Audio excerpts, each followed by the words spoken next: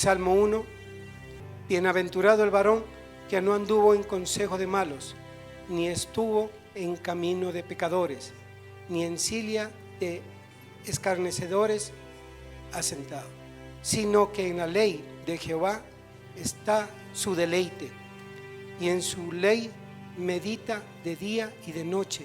Será como árbol plantado junto a corrientes de agua, que da su fruto en su tiempo, y su hoja no cae, y todo lo que hace prosperará. No así los malos, que son como el tamo que arrebata el viento. Por tanto, no se levantarán los malos en el juicio, ni los pecadores en la congregación de los justos, porque Jehová conoce el camino de los justos, mas la senda de los malos perecerá. Disponga entonces su corazón para escuchar el mensaje en esta mañana que fue leído en el Salmo capítulo 1, apenas 6 versículos. Yo he confesado en algunas ocasiones que es uno de los libros que a mí más me gusta, uno de los libros que más he leído, tal vez porque me identifico en muchas circunstancias por lo que pasaba David en ciertos momentos, ¿no verdad? Y si usted lee, si usted no ha leído y quiere empezar a leer el libro de los Salmos, pues estoy seguro que va a ser de gran bendición. Y le recomiendo una cosa: subraye siempre la palabra confiar. Confiar. Usted va a encontrar en muchas ocasiones en los 150 salmos la palabra confiar. Confiar. Entonces, decía que me identifico mucho, porque a pesar de que pasaba por persecución, por enfermedad, tragedias en algunos momentos, siempre él termina, o la mayoría de los salmos siempre terminan, pero he confiado. Pero he confiado. Así que te animo. Entonces, Salmo capítulo 1, 6 versículos solamente. Y si usted prestó atención, este salmo tiene dos características. Perdón. La primera es que habla de la persona bienaventurada, que va desde el versículo 1 hasta el versículo 3. Y luego del 4 al versículo 6, habla de aquellos que hacen maldad, de aquellos que hacen el mal. Ahora, a pesar de que nacimos en esta condición de pecado, a pesar de que nacimos en esta condición de maldad, podemos ser limpiados a través de Jesucristo. Cuando nosotros aceptamos y reconocemos nuestras fallas, nuestros errores. Todo ser humano nace en esta condición. Por ahí la doctrina del pecado original, por ahí la doctrina del pecado de Adán, pero todos nacen en esa condición de maldad y de pecado. Pero el nuevo nacimiento, o sea, la conversión, lo que produce a través de Cristo, nosotros, aunque somos pecadores, no vivimos bajo el pecado. ¿Está conmigo, queridos? Somos pecadores, pero no vivimos bajo la condición del pecado. ¿Por qué? Porque cada vez que fallamos, cada vez que nos equivocamos, corremos a Cristo y Él nos limpia. Y necesitamos esta limpieza diaria. La limpieza es constante porque la carne es tremenda, hermano. La carne es tenaz. Dale un chance y te comerá vivo. Es así. Y mientras vivamos en esta carne, pues necesitamos ser renovados, necesitamos ser limpiados. Y para eso está la gracia dada a través de Jesucristo. Eso quiere decir que si pecamos, que si fallamos, podemos acudir a Él, ¿no? El escritor de Hebreos dice: acerquémonos pues confiadamente, que dice, al trono de la gracia para alcanzar el oportuno socorro. Entonces podemos acercarnos. Ahora, ¿cómo tenemos que acercarnos? ¿Con miedo? ¿Será que Dios me perdonará? ¿Esto es demasiado grave? ¿Mi pecado no tiene perdón de Dios? No, no existe pecado que no tenga perdón de Dios. Y el Señor nos anima a acercarnos confiados. Así como un hijo se acerca a un papá. Así como un hijo que falló, se arrepiente delante del papá. Si mi hija que cometió una falla se acerca a mí y reconoce, hermano, a mí me deshace solamente el hecho de reconocer. Entonces lo mismo, acerquémonos a Dios confiadamente para alcanzar el oportuno socorro. Entonces son dos grupos, del versículo 1 al versículo 3, aquellos que son bienaventurados, y del versículo 4 en adelante, aquellos que hacen maldad. Ahora nosotros no estamos libres de hacer maldad, pero podemos ser limpiados. Y es así porque después de que el pecado entró en el mundo, toda persona nace con la tendencia a pecar. ¿Por qué al niño se le enseña a hacer el bien?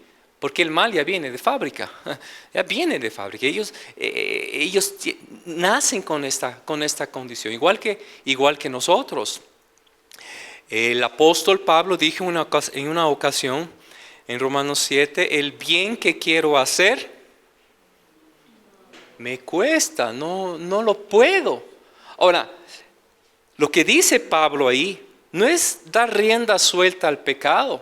Lo que está diciendo Pablo aquí, no es, pues ni modo, como vivo en un cuerpo de carne y de pecado, pues peco nomás. No, lo que dice es, a pesar de que hemos nacido de nuevo, que somos de Cristo, vivimos en un cuerpo pecaminoso. O sea, la carne está ahí. ¿Está conmigo, hermanos? David dijo en su famosa oración de arrepentimiento en el Salmo 51, dice, en maldad he sido formado y en pecado me concibió mi madre. Mire la condición del ser humano. El apóstol Santiago dice que cuando pequemos, no digamos que es por culpa de Dios, sino pecamos debido a nuestra concupiscencia. Tal vez una palabra nueva para algunos, la palabra concupiscencia es ser atraído. Así como un pez es atraído por el cebo, un cebado, de ahí viene la palabra también concupiscencia. Es apetito, es deseo. Y todo ser humano tiene poco de esta concupiscencia. Entonces si somos o si pecamos, no decimos es porque Dios nos tienta. No, sino es por nuestra naturaleza caída. ¿Está conmigo? Abre tu Biblia en Santiago capítulo 1. Vamos a leer esto. Santiago capítulo 1 a partir del versículo 13. Mire lo que dice ahí. Cuando alguno es tentado, no diga que es tentado de parte de Dios, porque Dios no puede ser tentado por el mal y ni tienta a nadie. Ahora, ¿qué pasa entonces cuando somos atraídos por este cebo, que es nuestra carne? Versículo 14, sino que cada uno es tentado cuando de su propia concupiscencia es atraído, ¿y qué cosa? Y seducido. Entonces la concupiscencia se originó en el pecado original. Toda persona es tentada por atracción. Por atracción. Ver, tomar, o ver, codiciar y tomar. Normalmente es este orden. Ver, codiciar y tomar. Y esto fue desde el principio. Eva vio, codició y tomó. Israel, los hebreos, tenían siempre un orden de parte de Dios. Cada vez que Dios les decía marchen y conquisten cierta nación, cierta población, Dios les daba ciertos instructivos. Y cuando llegaron a Jericó, se conoce muy bien la historia, gritaron, rodearon la ciudad por 7 días y obedecieron a Dios, los muros se cayeron, pero había una ordenanza de parte de Dios y dice, cuando entren a Jericó, no tomen nada de ahí, porque había mucho oro, había mucha riqueza, había muchas cosas codiciosas. Y por ahí surgió un hombre de la tribu de Judá llamado Acán. Y pudo haber pensado, pues a Dios no se va a molestar, Dios no se va a enojar si es que toma un lingote de oro o un manto babilónico. Pero el orden de Dios fue clara. Entonces, ¿qué pasó con Acán? Vio, codició y terminó tomando. David, un rey próspero, un hombre conforme al corazón de Dios, y también cayó en la tentación y en la terraza de su palacio vio una mujer bonita llamada Betsabé, codició y mandó a su siervo para que la traigan y la tomó. Usted conoce la historia. Entonces normalmente la concupiscencia o este cebado o esta atracción entra por los ojos, se codicia y finalmente se toma. Aunque somos entonces pecadores de fábrica por nacimiento, nuestro estilo de vida no debería ser vivir en el pecado. O sea, repito, pecadores, pero no esclavos del pecado. ¿Está conmigo, hermano? Pecadores sí, porque mientras vivamos en esta carne, mientras vivamos en este cuerpo, vamos a tener que acudir a Dios constantemente, pero no esclavos del pecado. Hay una diferencia que nos explica, por ejemplo, el apóstol Pablo. En Romanos capítulo 6, el versículo 12, y el contexto de lo que vamos a leer es que ya no tenemos el espíritu de esclavitud para pecar, sino el espíritu de Dios por el cual clamamos, Abba, Padre. O sea, el espíritu que vive en nosotros hoy ya no es espíritu de esclavitud para seguir pecando, sino el espíritu de Dios que nos convence constantemente del pecado para acercarnos a la cruz cada vez que fallamos y nos equivocamos. En Romanos capítulo 6, versículo 12, dice, no reine pues, ¿qué cosa, hermanos? El pecado en vuestro cuerpo mortal, de modo que lo obedezcáis en sus concupiscencias. Obedecer que al pecado. El versículo 15 dice, hay una pregunta, enseguida encuentras la respuesta. ¿Qué pues? ¿Pecaremos porque no estamos bajo la ley, sino bajo la gracia? ¿Usted qué diría? No, pues bajo la ley había algo estricto y el pecado llevaba inmediatamente a la muerte. Pero hoy bajo la ley, pues no pasa nada, Dios sabrá perdonar. ¿Es entonces motivo para seguir pecando? El mismo escritor dice, o sea, no vamos a utilizar la gracia para seguir pecando. Es lo que dice aquí. Y el versículo 16, ¿no sabéis que si os sometéis a alguien como esclavo para obedecerle, sois esclavo de aquel a quien obedecéis, sea del pecado para la muerte o sea de la obediencia? ¿Qué cosa? Para la justicia. Si vamos a ser esclavos, vamos a ser esclavos de la obediencia, no del pecado. ¿Está conmigo, hermanos? Versículo 17, pero gracias a Dios que aún eras esclavos del pecado, habéis obedecido de corazón aquella forma de doctrina en la cual fuisteis entregados. Y el versículo 18 para terminar, y libertados de ¿qué cosa? Y libertados del pecado, viniste a ser siervo de justicia. Pecadores, diga, lamentablemente, claro que sí, pero no esclavos del pecado, porque Dios nos hizo, y esta es la redención. La palabra redimir es liberar a través de un precio, y eso fue predicado hoy aquí, y Cristo nos compró con un precio. No se puede pagar, es impagable. Hermano, debido a que la gracia es gratis, no vamos a desvalorar lo que es gratis. Es gratis porque nosotros no podíamos pagar, era impagable. Hay una de las características de ser bienaventurado en el texto, el versículo 1 de la lectura, es lo que dice ahí el versículo. Bienaventurado el varón que no anduvo en consejos de... Una de las características de vivir siendo bienaventurado es escuchar el buen consejo. Qué bueno que es escuchar un buen consejo, ¿verdad? ¿Sí o no? Estás pasando por problemas, dificultad, problemas de pareja, de familia, la esposa, el esposo, los hijos, y buscar a alguien que te conforte con un buen consejo. Es como un bálsamo, en verdad. Al contrario de las palabras que apartan, de las palabras que destruyen, de las palabras que hieren, ¿no? Por eso, hermano, la advertencia con las redes sociales, ¿no verdad? Porque no todo lo que dice es cierto, es verdad. Yo por una época fui famoso en las redes sociales y tal vez alguno aquí me vio en las redes sociales.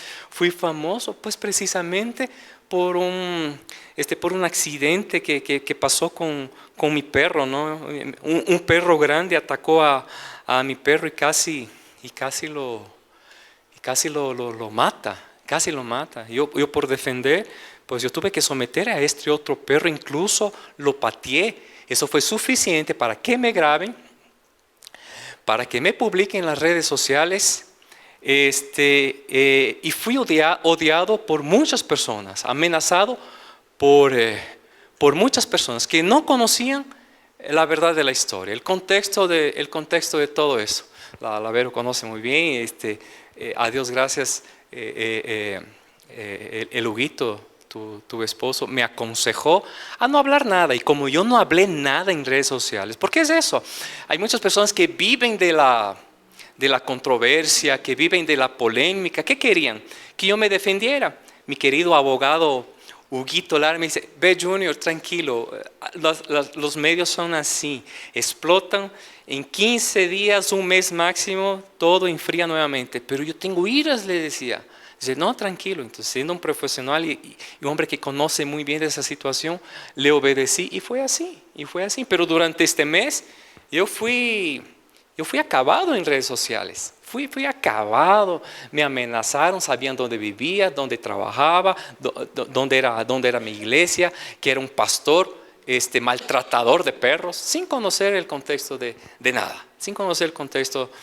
nada. Entonces debemos tener cuidado, hermano, de todos estos consejos, esos consejos que tal vez no sean los correctos. Matrimonios, familias se han acabado, se han destruido por malos consejos, por una mala amistad, un malo consejo, no mala amistad, tal vez se considera muy buena, pero un consejo que no fue el adecuado, que no fue el idóneo, que no fue el correcto. Mientras yo preparaba ese bosquejo, este tema, en las redes encontré una página entera que aconsejaba a los hijos cómo engañar a sus padres. Fíjate qué tremendo, hermano. Personas, por ejemplo, que sufrían de desórdenes alimenticios, buscaban consejo. ¿Cómo hago para sacar a mis papis de encima? Porque siempre están que come. Y habían consejos ahí. Di que ya comiste en la calle, di que comiste con un amigo, di que te duele la cabeza, que no tienes hambre, o lleva la comida al cuarto y bótala en el excusado. Muchos consejos para engañar a los padres, que son malos consejos. ¿Está conmigo, hermano? Quien pedía un consejo era una muchacha que estaba desesperada y no sabía cómo sacar a sus padres de encima porque le obligaban a comer. Ella decía que estaba gordísima y pesaba menos de 30 kilos. ¿Puede creer? Tremendo, hermano. Entonces, bienaventurado aquel que escucha el consejo.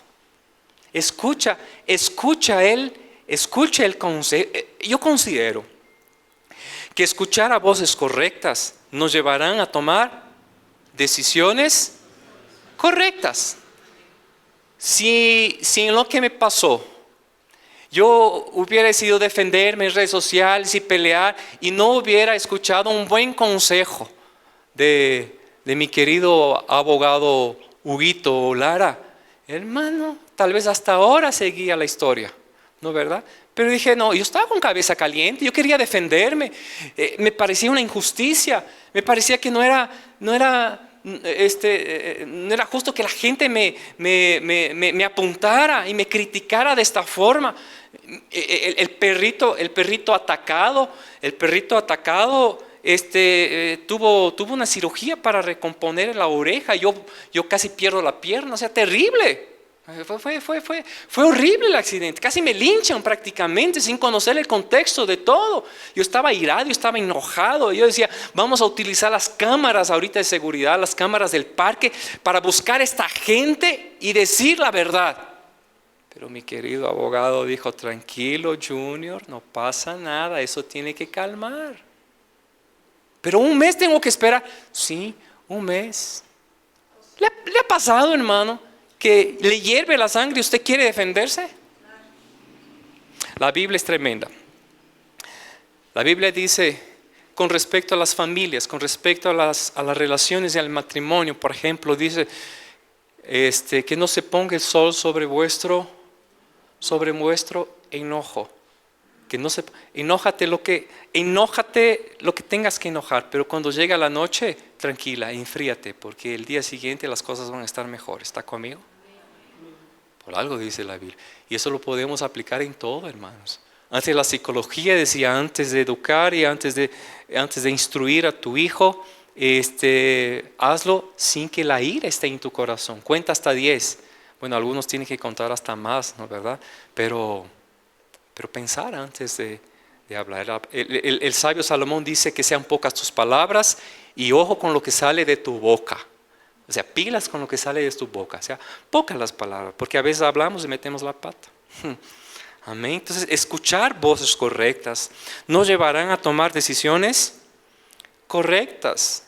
Hermanos, rodeemos de personas que en verdad nos den buenos consejos, que podamos recibir buenos consejos, porque si nuestro entorno son chismosos, pesimistas, peleones, lo más probable es que seamos iguales.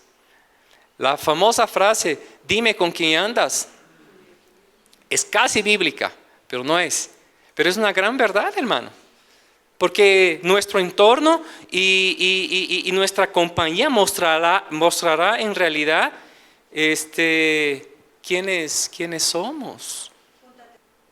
Proverbios, me parece, Eclesiastés, libros que nos dan buenos consejos, ¿no verdad?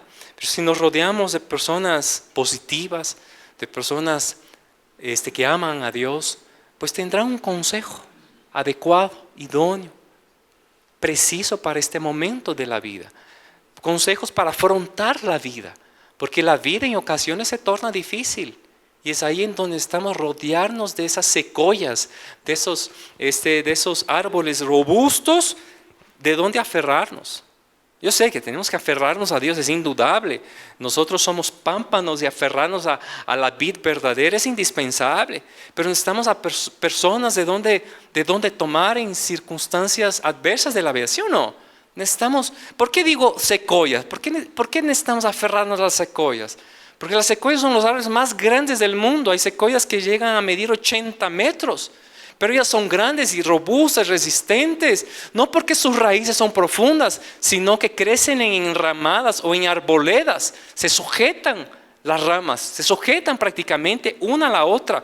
¿Qué necesita el ser humano en circunstancias difíciles? Aferrarse a algo. No, yo diría a alguien, aferrarse a alguien. Por eso la soledad produce depresión, tristeza, angustia. La persona sola que no quiere consejo, que no quiere escuchar a nada, termina hundiéndose. Pero cuando empieza a aceptar y reconocer que necesita un sustento, necesita ayuda, empieza a salir. Job en toda su aflicción, usted conoce la historia de Job, en toda su angustia, él anhelaba un consejo. Job tenía, muchos dicen es que eran malos los amigos de Job. Los amigos de Job, yo considero que no eran malos, sino que no le supieron dar el consejo adecuado. No le supieron. Tenía uno peor que el otro. El uno decía, lo que estás pasando es debido a algún pecado oculto.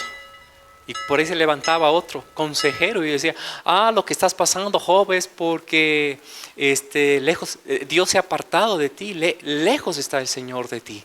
Y todos los consejos de sus amigos no le ayudaban en nada, Job. Imagínate, hermano, estás pasando por una circunstancia difícil y viene alguien, y peor que venga un cristiano y te diga, algún pecadillo debe tener escondido. Te acaba. ¿Sí o no?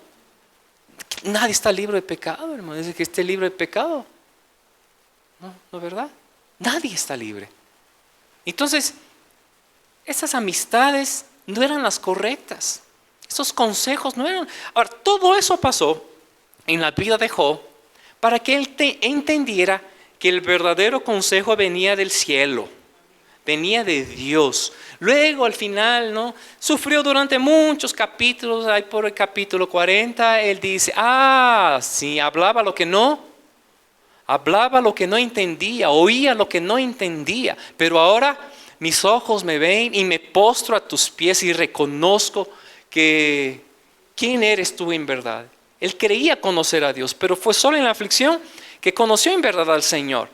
En el versículo 12, el capítulo 12, el versículo 13 del libro de Job dice: con Dios está la sabiduría y el poder, suyo es el consejo y la inteligencia.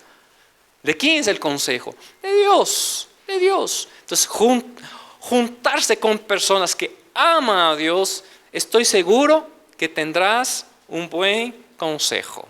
Entonces, una de las primeras características que podemos ver en este salmo es escuchar el buen consejo. Todos caemos en eso, porque el chisme atrae, hermano. ¿Sí o qué? Cuando te dice el vecino, ni sabes lo que pasó en la cuadra. ¿No ve? Pero te cuento después. No, que me cuento después. Bueno, dejemos el chisme a un lado, hermano. Porque es algo que muchos luchamos todavía, ¿verdad? Entonces, capítulo 1, versículo 2, vamos a seguir. Capítulo 2 dice: y en la ley de Dios o en la ley de Jehová está su delicia, y en ella medita, ¿qué dice? De día y de noche. Una de las características para ser aventurado es escuchar el buen consejo. Pero hay otra acá, que es la ley de Jehová. Es meditar, es encontrar refugio en la palabra, en la ley. Estos no solo son los que se apartan del mal, sino que su vida está cimentada en la palabra. ¿Está conmigo, hermano? Su vida está cimentada. En la Biblia encontramos toda la información necesaria para vivir mejor, para ser mejores padres, mejores hijos, mejores esposos, tener una mejor familia, relacionarnos de manera adecuada. En la Biblia usted encuentra toda la información. Mire, por ejemplo, cuando se estudia medicina, se lee muchos libros, ¿no, verdad? Para quien está ejerciendo esta carrera y ser un profesional. Así para quien estudia ingeniería, arquitectura, derecho, lo que sea. Hermano, nuestro libro como creyentes es la Biblia y hay que leerla. ¿Está conmigo, hermanos? Y hay que leerla para llevarnos una vida o para caminar mejor en esta vida. Necesitamos leer la palabra. Toda escritura es inspirada por Dios. ¿Útil para qué? Hay un montón de cosas. Instruir, redarguir, corregir.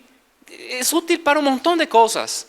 El apóstol Pedro dice: porque tenemos la palabra profética más segura. Y en ella hacéis bien en estar pilas, atentos, dice. ¿Para qué? Crezcáis y para que podamos caminar de manera firme en este mundo. Porque no todos los caminos son llanos, planitos. No, habrá momentos de espinos. Y para eso necesitamos cimientos. Necesitamos la palabra. Lamentablemente, las estadísticas muestran que no la leemos como deberíamos. ¿Quién leyó la Biblia esa semana? Son pocos, estoy seguro, incluyéndome. Cuando yo tenía que preparar el mensaje. Porque a veces tomamos por allá, ya me conozco la Biblia. No, yo sí leí esta semana, claro que sí. Pero sin el afán de juzgar a nadie, hermanos, sino de animar a que si lees, qué bueno, sigue leyendo. Y si no lees, sino el domingo cuando vienes a la iglesia, hermano, necesitamos más lectura de la palabra. Las estadísticas muestran que la lectura de la palabra se ha decaído casi un 60%. Solo el 16% leen la Biblia frecuentemente. Y es interesante porque es una estadística de un país en donde más del 50% son cristianos. ¿Qué diría de nuestro país, que somos la minoría? ¿Está conmigo? ¿O no? Somos la minoría. ¿No? Yo te animo no solo a leerla, sino a meditar, a estudiar, ¿no? El profeta Oseas dice que el pueblo perece porque no hay conocimiento. Justificativos como por ejemplo, no la entiendo, no es aceptable. No entiendo. Claro, si vas a leer Apocalipsis, si vas a leer el libro de Daniel, son profecías, tal vez no entiendas. Pero hay muchos libros que son instructivos, didácticos, de enseñanza, que se entiende, hermanos. Salmos, Proverbios, Eclesiastés, libro de los Hechos, las cartas apostólicas, las cartas paulinas, el libro de Romanos, Efesios. Tremendo. ¿Quién tiene Biblia? Una Biblia, así. La mayoría sé que tiene las Biblias digitales. Mi hermana, vamos a hacer un ejercicio. ¿Quieres hacer un ejercicio? A ver, tú que tienes Biblia. Tú que tienes Biblia, Rosita. ¿Alguien más? ¿Todos son inconversos o qué? Eso. No, mentira. Yo sé que ahorita, ni yo traigo Biblia, mi Biblia es una tablet que está ahí. ¿No, verdad? Abran, los que tienen Biblia, abran el libro de Proverbios. Cualquiera. Abra así y ponga el dedo. Vamos a hacer ese ejercicio. Proverbios. No estén buscando, hermano. El rato que abran, pongan el dedo. Proverbios. O Eclesiastés. Ponga el dedo. ¿Qué dice Rosita? Proverbios 18:2. Al tonto no le interesa aprender, sino mostrar lo poco que sabe. ¿Escogió este o solo puse el dedo? Ay, tan buenazo. ¿No ve? Solo puso el dedo. Ahora, ¿es difícil de entender eso? Francisco.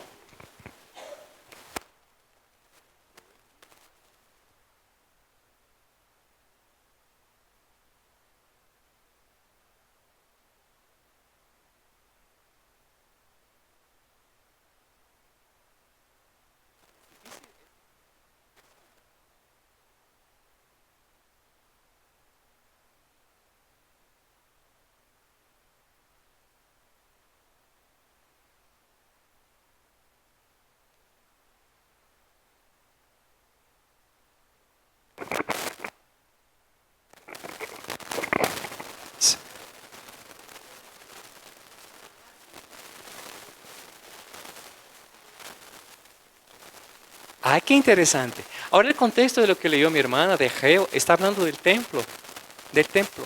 El contexto de lo que estás leyendo. La nación de Israel había regresado a Jerusalén, habían 70 años en la cautividad babilónica. Cuando regresaron a Jerusalén, empezaron, la ordenanza de Dios era levantar el templo. Pero ¿qué dijeron ellos? Vamos a levantar primero nuestras. Entonces por eso dice, es para ustedes el tiempo de que adornen sus casas, levanten sus casas, mientras esta casa está vacía o destruida, el templo se había destruido. Entonces toda la Biblia es instructiva. Entonces pretextos de no la entiendo, no comprendo. Mire, hermana leyó, ni siquiera está leyendo un libro profético, un libro también instructivo, pero al leer el contexto te das cuenta de qué casa habla, de qué era lo que necesitaba ejercer prioridad, todo lo demás. Entonces la Biblia no es un libro solamente para leerla. La Biblia es un libro para meditar y estudiar. Entonces no tiene sentido, hermano, comprar la Biblia para tenerla de adorno ahí en la casa o abierta en la entrada en el Salmo 91 para que los ángeles guarden. O peor, para tenerla ahí como desodorante debajo del brazo, hermano. No tiene sentido. Porque antes llevábamos a Biblia, ¿sí o no? Pues ¿qué llevamos? Cogíamos y aquí. Vamos a leer en Salmos capítulo 1. Amén. ¿Y cómo regresaba? De nuevo debajo del brazo regresaba. ¿Verdad? ¿Está conmigo, hermano? Podríamos hacer otras... podríamos hacer otra dinámica, pero dejémosle ahí, ¿no? Entonces, animar, hermano. Dice que en ella encontraba David su delicia y meditaba de día y de noche. La Biblia sigue siendo hoy por hoy el libro de más venta en el mundo. Lamentablemente no es el más leído, es el más vendido, no es el más leído. Entonces, las sociedades bíblicas del mundo entero están motivando a que leamos la Biblia. Es por eso que usted encuentra traducciones en todo idioma.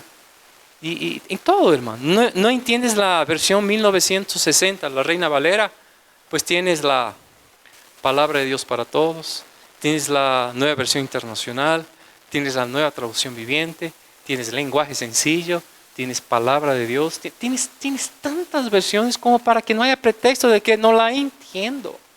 La Biblia es tremenda. Uno de esos días yo me levanté, yo estoy predicando de esto porque yo me levanté una madrugada, ya casi al amanecer, y dije voy a leer un versículo. Yo voy a leer un versículo y terminé leyendo casi todo el libro, porque es apasionante, hermano. Es apasionante cuando te llenas de la palabra. Hay una motivación en todo tiempo. ¿Estás alegre? Tienes un texto. ¿Estás triste? Tienes un texto para levantarte, para motivarte, para que estés feliz. ¿Está conmigo, hermano? Así es la Biblia, ¿no? Qué tremendo, ¿no es cierto? Las sociedades bíblicas ecuatorianas motivan siempre con nuevas traducciones. El texto que habló mi hermana y la Biblia que tiene mi hermana es una traducción más actualizada, ¿no es verdad? Mira, yo comparando esto, yo encontré una estadística, algo interesante que quiero compartirles, porque el fenómeno de Harry Potter, que solo para Estados Unidos se imprimieron en el primer paquete 3.8 millones de copias, volaron en las librerías. Y quienes compran esa saga, son 7 sagas, y quienes compran la conocen, la leen y la conocen. Hermano, la Biblia es para conocerla, es para meditar. El libro de Harry Potter se ha vendido hasta el 2023 600 millones de copias, siendo el segundo libro más vendido en el mundo. La Biblia sigue siendo el primero. Amén. Amén. Claro que sí, pero debería ser el primero en ser leído, no ser vendido. Porque repito, ¿de qué sirve comprar la Biblia y tenerla de adorno? Tenemos que leer, que estudiar, que meditar. En ella encontramos la misma voz de Dios.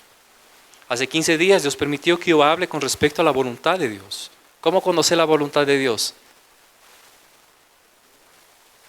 ¿En dónde está la voluntad de Dios? Que un pastor venga y te revele. Bueno, está bien. Siempre aprendemos en los cultos, siempre nos instruimos. Amén. Pero no debemos conformarnos con esto. Necesitamos más palabra, más Biblia. Amén. Quiero terminar. Diga amén. Aleluya. Versículo 3 del Salmo 1. Entonces, estamos aprendiendo un poquito, hermanos. Bienaventurado aquel que no escucha el consejo, aquel que escucha el buen consejo. Bienaventurado también aquel que se deleita y medita en la palabra.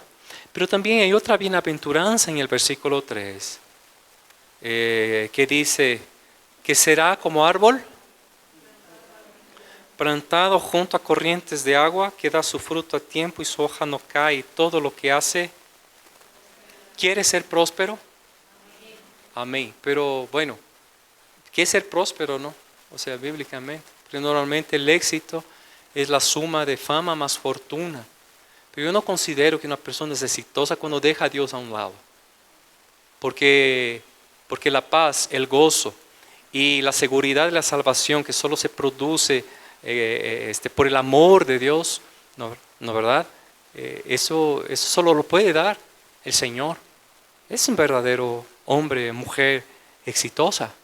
Éxito no solo es la suma de fama más fortuna, no que el hombre que teme a Dios, que ama a Dios. Tú puedes ser un profesional, ser un hombre muy influyente, muy importante en tu empresa, pero ¿de qué sirve llegar a la casa y tener una familia que te rechaza, unos hijos que no quieren ni verte? ¿Está conmigo, hermano? ¿No? Ahora, ¿qué considero yo una persona exitosa? Ser amado, amar, ¿no? Yo siempre comparo con llegar a la casa, sacarte el terno, hacerte de caballito a tus hijos y ellos están felices porque papá llegó. Antes de que digan, ya llegó el logro. ¿Está conmigo, hermano? Yo sé que no pasa eso aquí. Yo estoy seguro, tal vez algún hermano del segundo culto, y no voy a hablar de esto. Cuento. Para mantener un árbol saludable, todo aquel árbol que nace junto a las corrientes es un árbol que crece de manera correcta y da frutos. Siembre un árbol junto a corrientes, junto a un riachuelo, a un lago, a un río. Ese árbol crece, vea, frondoso, tremendo. Pero para mantener un árbol saludable físicamente, o sea, para entender la parte espiritual, para mantener un árbol saludable hay algunas recomendaciones. Dice, no sembrar en hoyos pequeños y escoger el mejor terreno para hacer. Ahora, espiritualmente, la palabra sembrada en buena tierra, la Biblia dice que produce fruto. Cuando el sembrador siembra y tu terreno, tu corazoncito es bueno, hermano, ten la certeza que va a producir fruto, va a germinar. Como la palabra del sembrador, el camino, el espino, las piedras, representando el corazón. Cuando un árbol es joven, otra recomendación, átalo a una estaca para ayudarlo a sobrevivir vientos fuertes. Porque ustedes a veces ven en los parques los árboles recién plantaditos, ¿no? Para que no estén torcidos le ponen una estaca. ¿Por qué? Por los vientos, si no el árbol va a crecer o va a morir, o se va a desplantar, ¿no, verdad? En una estaca. En la vida habrán tormentas y necesitamos estar. ¿Está entendiendo el mensaje, hermano? Necesitamos aferrarnos ¿de qué? De la estaca. Usted sabe. David habla mucho de piedra, es mi castillo, es mi roca. La roca es tenemos de dónde aferrarnos. Otra característica importante. Pode las ramas y las raíces enfermas para mantener un arbolito saludable. Hermano, de la misma forma, quita la ira, resentimiento, amargura de tu vida. ¿Hay qué? Señor, estoy airado, quita de mí. No, tienes que quitarte tú. Dios no te va a quitar la ira, sino que la ira la debemos manejar nosotros. A veces nosotros somos el problema y deberíamos diagnosticar a tiempo para no herir ni lastimar. Hermano, repito, la carne es tenaz y cuando se manifiesta para dañar, daña de veras. Daña de veras. Por eso, Pablo habla del fruto del Espíritu, pero habla de las obras de la carne. Dice, manifiestas son las obras de la carne. La palabra manifiesta viene de manifestación. Cuando alguien sale a manifestarse, ¿qué está haciendo? Está queriendo mostrar algo. Está reclamando algo. ¿Qué es la carne? La carne es exhibida. La carne quiere mostrarse. La carne siempre quiere lucirse. Por eso hay que frenar la carne. Hay que poner un tate quieto, porque si no nos come vivo. ¿Está conmigo, hermanos? Hay que podar las raíces enfermas, las raíces que están dañando. Y termina diciendo, y todo lo que hace,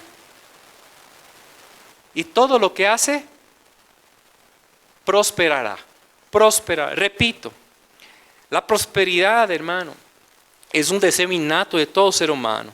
Y todos nos esforzamos para lograr y tener éxito en la vida. Ahora, ¿Dios está interesado en nuestro éxito? Claro que sí. Dios está interesado en nuestros triunfos, en nuestros logros, que se cumplen esos planes, esos deseos de nuestro corazón. Bíblicamente, el Señor habla mucho con respecto a esto. Pero lamentablemente se ha confundido el significado con respecto a esto. Se ha confundido con respecto al éxito, ¿no? Yo me fui al diccionario a ver la definición de la palabra éxito y no encontré una exacta, porque no hay una definición con respecto a esta palabra. Porque el éxito determina,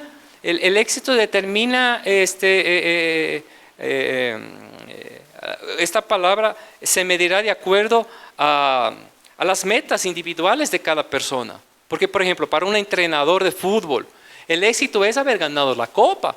O para un estudiante el haber obtenido las mejores calificaciones. Entonces el éxito siempre cambiará. ¿Está conmigo, hermano? Entonces, si no hay una definición exacta con respecto al éxito, la pregunta que yo me hice y es la que les voy a pasar, ¿cuál es el verdadero logro de un ser humano? ¿Cuál es el verdadero éxito de un ser humano. ¿Cuál es, hermano? Bueno, la Biblia sí nos indica, la Biblia sí nos enseña, porque mire, José fue un hombre que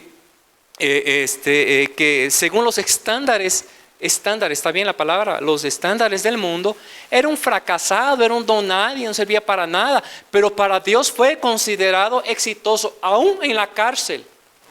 ¿Por qué? Porque aún en la cárcel Dios le prosperó a José. José empezó siendo pastor de ovejas, luego terminó siendo esclavo porque fue vendido por sus hermanos. Pero después de esto, y como Dios estaba con José, José fue creciendo. Pero antes de crecer ya era próspero. Y terminó siendo uno de los gobernantes más influyentes y más importantes después del faraón, José. Entonces, la pregunta, ¿cómo respondemos? ¿Cuál es el verdadero logro de un ser humano? Yo considero, hermano, tengas fama o fortuna o no, si tienes la paz, el gozo y la seguridad eterna de que solo está disponible a través del amor de Dios, yo considero que eres un hombre y una mujer exitoso. Ese es éxito. Eso es ser próspero, porque todas las cosas proceden de Él y existen por Él y para Él. A Él sea la gloria. Entonces, cuando nosotros, nuestros triunfos deberían pertenecer a Dios, y Él merece toda honra, toda gloria y todo reconocimiento. Entonces, a Él, cuando reconocemos que nada somos y todo lo que tenemos pertenece a Él, hermano, somos considerados exitosos. Porque ¿quién te da? O la salud se compra. La paz se compra. No, yo tengo todo y por eso vivo en paz. No es cierto. No es cierto. La paz de Dios, hermano, es impagable. Solo Dios nos puede dar. Entonces, cuando nosotros reconocemos esto, cosas intangibles que vienen de Dios, que vienen de lo alto, ¿no es cierto? Y todo lo que existe es de Él y para Él. Levanto mis manos y digo, a ti sea toda la gloria. Gracias, Señor. Si me has dado fama, fortuna, soy un hombre próspero. Pero no solo por esto, yo soy porque te tengo a ti. Y quien tiene a Cristo, hermano, la bendición, dice Proverbios 10:22, la bendición de Jehová es la que enriquece, dice.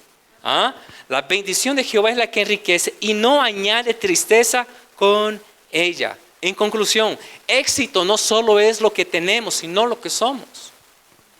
Este es un hombre, una mujer bien aventurada y próspera. Amén. Entonces, todo lo que somos, todo lo que tenemos, levantemos las manos al cielo y digamos, a ti sea toda la honra, porque es de Él y para Él. De Él y para Él. Amén. Que Dios les bendiga poderosamente en esta mañana. Y que la gracia de nuestro Señor Jesucristo, el amor de Dios el Padre y la comunión de su Espíritu Santo sea con todos nosotros hoy y siempre. Amén.